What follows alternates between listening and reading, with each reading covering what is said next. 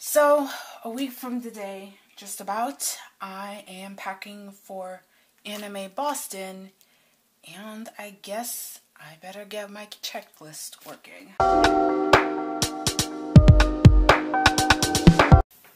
Hey, welcome back. This is Cetriya, C-E-T-R-I-Y-A, and today I'm going to just talk to you a little bit of story about how Anime Boston went down for me and how it's been doing. In case you're wondering why I'm wearing a purple wig, I just wanted to share a little bit of how I presented myself while I was at Anime Boston. So, at the time of this recording, it's exactly the Monday after Anime Boston.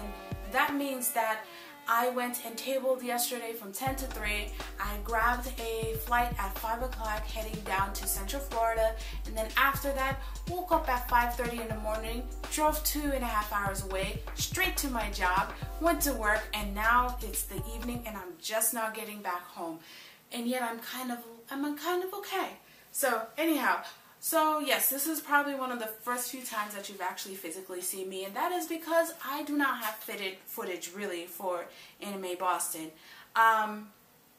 And I will get into that, but for the most part, I want to say that Anime Boston was a very positive experience for me. Even though I pretty much stayed behind my table, I don't really go to convention panels and dealer's room and whatnot whenever I am tabling at a panel.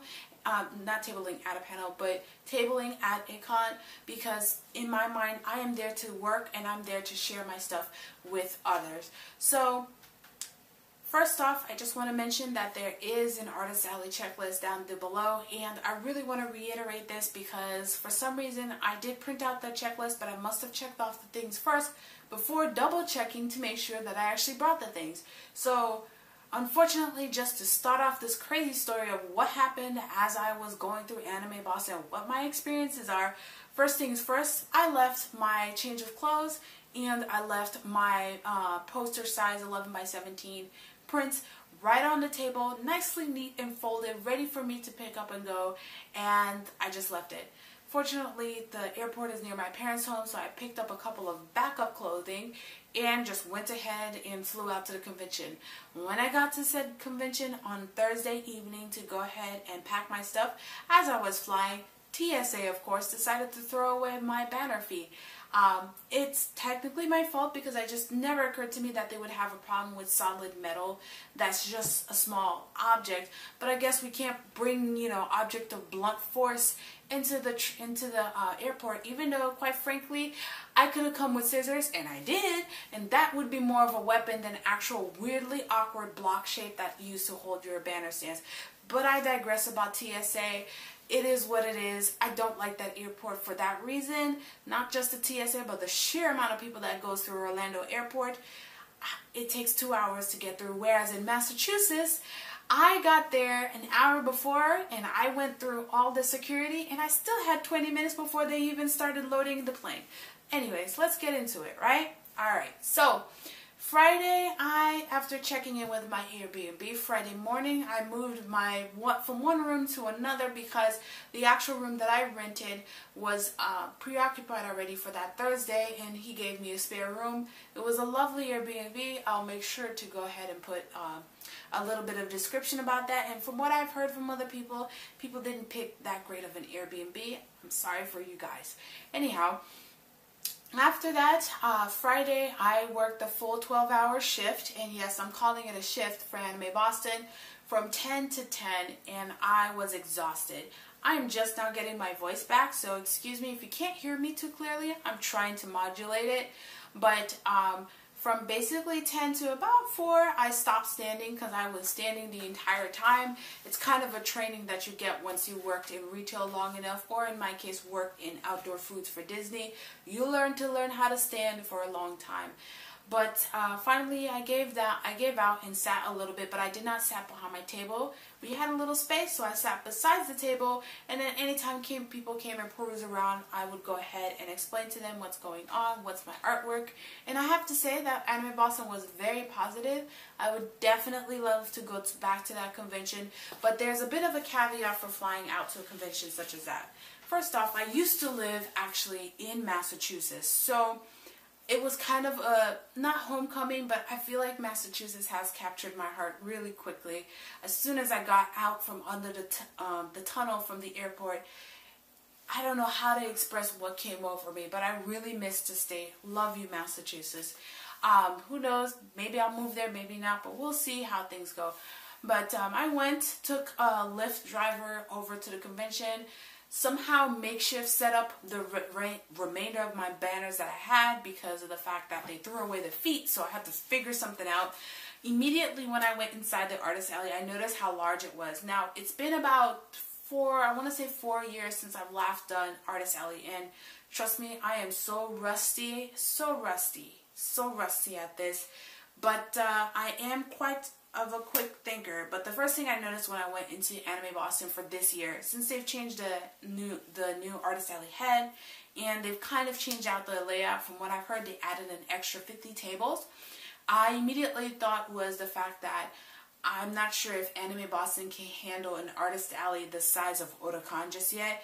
And even then, Otakon, I guess maybe when I was there, which was also a couple of years back, I still did not felt it was much. But then again, my art wasn't as good then, but nor my presentation skills wasn't as good then. I would say I feel like I've become a better presenter in general, a better conversationalist in general, which probably did help my sales. But I still felt that the convention was far too large of a hall. It needed to had wider, just a wider room for people to walk in. They weren't that narrow, but they could have been a bit wider, especially in the areas where they head to and fro from the exit. So, but fortunately, I feel like the people that attended Anime Boston were very positive people, and they were also, relatively speaking, if you've ever gone to a convention that's pretty rowdy, I feel like for the most part, people had a general sense of respecting others. You know, I still got people sideswiping you, you know, but in comparison, you know, did not have the typical body odor, thank goodness. And also did not have the typical person running around with ridiculously loud portable speakers. There were still people with portable speakers, but they weren't so loud. Like, I could hear them lightly about 2 hands length away from me. So it wasn't really bad. So in general, I think the people were awesome. The staff interactions that I got to have with, for the most part, were just kind of like chill, and quite a number of them stopped at my table, enjoying my work, and purchased a few things there too. So, but I feel like staff was definitely really worked, very much so. Anyhow, so Friday comes in, and I would say Friday was my biggest sales day. People were really eager. I've never seen this at a convention before. It's been some time since I've been at a convention, so maybe things have changed. But it's been a while. But I've never seen a convention where people were eager and waiting in line to get into Artist Alley. I've not seen that ever. I've not seen that in either anime or Comic Cons. That's a first for me, but people were thoroughly eager to get into Artist Alley. So with that, people were very positive and willing to spend, but even though they were willing to spend, you can tell, you know, going to conventions is great and all, but you still need to be able to control your budget. And if you're out there ready to spend $100 to $200, that's still $100 to $200, really. And I feel that with the extra 50 tables that they added to the layout, and because, oh my goodness, the quality of the art was really high caliber, like really high caliber, and there was a variety of items, cute little tchotchkes, like beautiful acrylic keychains, both fan art and original designs, but all of them were cute. The fan art that I did see was very highly rendered, and for most, I would say probably at least half of them was really interesting concepts. I will say though that I wish, and not for me per se, because I typically don't buy those things, but I can hear from the attendees that a number of them were trying to get, you know, a specific fandom, some of the legacy fandoms that were popular and still kind of are popular, but they're just not the hot new thing. And I felt like pretty much Darling in the Franxx and Hero Academia were pretty much on everyone's list. And then you had a couple of other people where Voltron was the next one, like everyone had it. and just maybe one or two other fandoms, and then now and then you might see a couple of legacy brands like Yu Yu Hakusho. But for the most part, like, the art in general was really high caliber. There was different size prints, posters, like giant mega, probably the 32 by 36 inch posters. So I did not feel out of place selling my 18 by 24. If anything, I definitely would highly suggest, if you're going to do Anime Boston, that you need to have like the extra large posters. Those are definitely a big thing. Then there were other unique stuff like t-shirts, which I won't get into t-shirts like the way people used to do t-shirts, and definitely sweatshirts, because it's New England, it's up north, you know, you want to wear something, a cute sweatshirt and stuff like that. So I probably will have a couple of those made, because with the print-on-demand sites, and there's a couple of print-on-demand sites that don't charge, they're not that high expensive for a print of a shirt. I'll probably test those out. But I saw some really beautiful things. A lot of foil. There was a lot of prints with a lot of foils, gold foil, silver foil designs on them, regardless whether they were fan art or original designs. I feel like maybe with the number of people selling them, that people were really into getting a couple of foil prints. Now, I wasn't really paying attention to too many attendees' bags, but I did see a few people had purchased the foil prints. So I think those are one of like the big leading type products, because typically when you're tabling or any kind of like sales tactic, you want like the big beauty that draws people in, you know, really gets them in. And then after that, once they either decide that it's not their budget, they've already attached to it so much that they might want to buy something a little less, and that basically starts or sets your standard for how much you want to charge for, in general, the rest of the stuff that you have. I was going to do an artist alley checklist, but I decided not to because reasons. However, I do have a checklist for you guys that you can download and print as many copies as you want, share it with others and whatnot. Hopefully that's useful to you guys. But one of the things that I definitely wanted to feature, and that is, this is what's called the luggage weight. So basically you wrap this around the handle of your luggage, and then you suspend your luggage, and eventually it will read you the weight.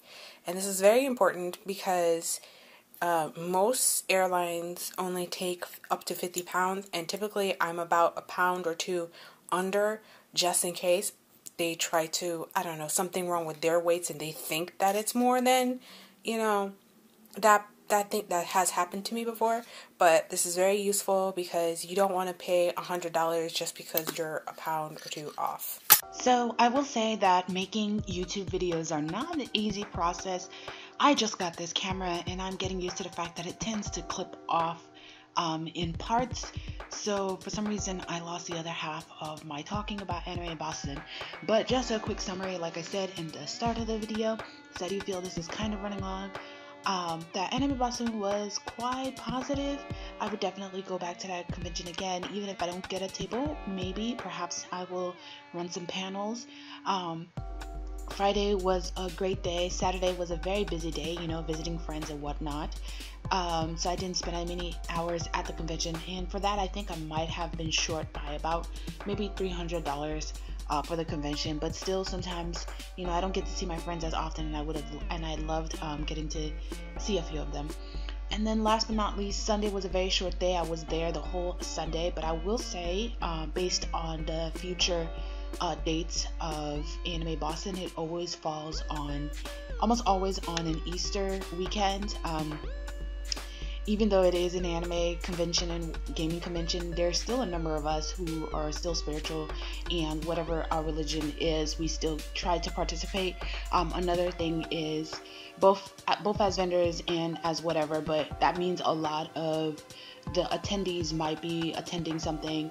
Also, you know, the older adults who are there to chaperone would probably end up attending something else besides the convention. And lastly, a lot of us work in some kind of job that makes it really difficult for us to take off on very, very large days, especially holiday days where it is not usually mandatory to pay time and a half. Like if you work on Christmas, you get paid time and a half because it's a nationally recognized holiday. But so a lot of businesses tend to just go ahead and close, except for perhaps retail. but there's a lot of jobs where a lot of people make a lot of their money, so it's very hard for them to allow employees to take that sort of day or weekend off. I already saw that in the forums, you know, people who work at groceries, at shopping malls, all that kind of stuff. Those are very much difficult weekends to take off. So I would say that Anime Boston, as much as I love it, I probably would go again. I mean, I would go again. The people were very enthusiastic in purchasing my artwork, almost finished selling out the number of copies of comics that I have in there.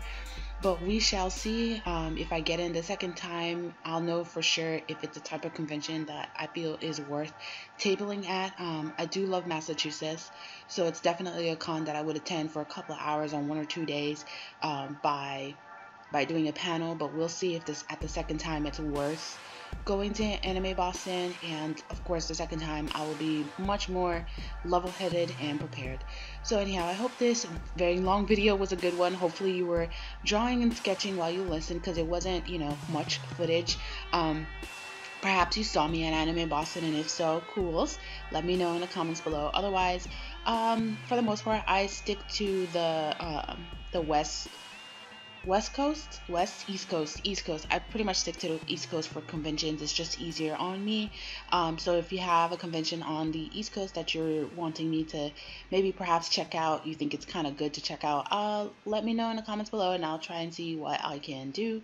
Otherwise, thanks again, you guys, for taking a watch on this video. Hopefully it was a helpful one, and like I said, the links to the checklist, you know, that checklist that I should have used better, is linked below. Otherwise, share your other kind of, you know, needed tools or tips and stuff when it comes to Artist Alley, and look forward to my 3 or 4 video mini-series for prepping for Artist Alley. They'll be much more analytical and specific step-by-step for beginners, very much because I hear, you know, I see the same questions over and over again of, you know, what should I bring and how do I set things up and all that stuff, and a couple of other things that I think needs to be talked about more, such as how to sell your artwork, whether it's original fan art, but in general, you know, how to sell and how to use that to grow your audience, because you guys who are my audience, and yes, I have a small growing audience still, you guys, based on comments, you enjoy seeing my work and you enjoy my interactions, and I think it's something that we need to talk about. We really need to stop hiding behind being an introvert as though that's a lack of interaction, because that is BS. Okay, if you're being shy and being an introvert is 2 different things, and then being shy and just being rude is 2 different things. Also, it's something that you can train yourself out of.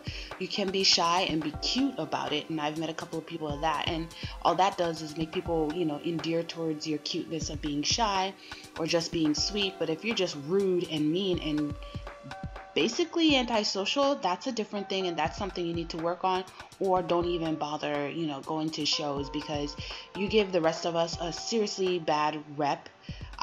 You're bad representation, and I feel like you're not taking care of yourself well if something is bothering you that you constantly look like, you know, you have a huge chip on your shoulder. But anyways, that's enough with that rant. So yeah, hopefully you enjoyed this video if you actually got to the end, and I'll see you in the next one.